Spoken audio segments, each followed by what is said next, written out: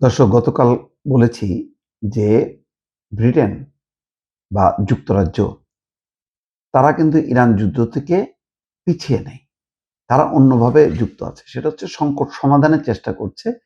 সরাসরি কোনো হামলা, সংঘাত, ক্ষেপণাস্ত্র নিক্ষেপ এভাবে না। যেভাবে ট্রাম্প চেয়েছিল যুক্তরাজ্যকে যুক্ত করতে, যুক্তরাজ্য রাজি হয়নি।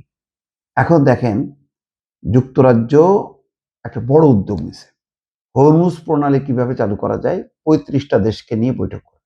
এবং এই বৈঠক মানেই হচ্ছে এই ৩৫টা দেশ জ্বালানি সংকটে আক্রান্ত।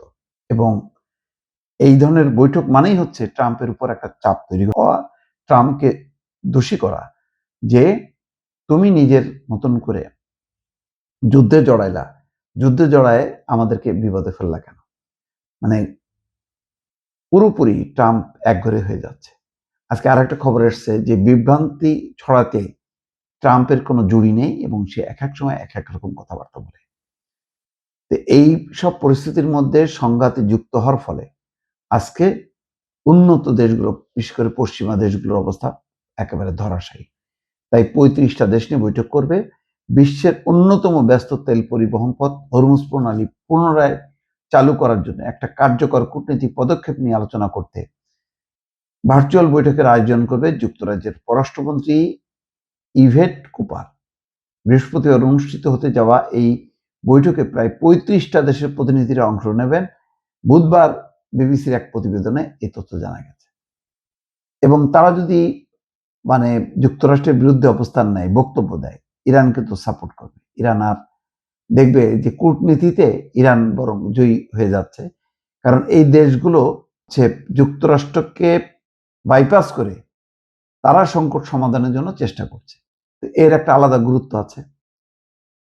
বৃহস্পতিবার অনুষ্ঠিত হতে যাওয়া এই বৈঠকে প্রায় ৩৫টি দেশের প্রতিনিধিরা অংশ নেবেন। বুধবার বিবিসির এক প্রতিবেদনে এই তথ্য জানা গেছে।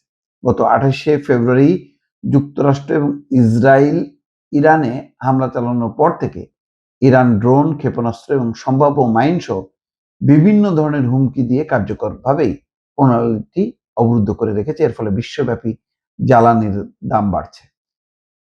এর আগে ডাউনিং স্ট্রিটে এক সংবাদ সম্মেলনে যুক্তরাজ্যের প্রধানমন্ত্রী কেয়ার স্টারমার বলেন, জীবনযাত্রার ক্রমবর্ধমান ব্যয় মোকাবেলায় সর্বোত্তম উপায় হলো উত্তেজনা কমানোর জন্য চাপ দেওয়া এবং হরমুজ প্রণালী আবার চালু করার বিষয়টি নিশ্চিত করা।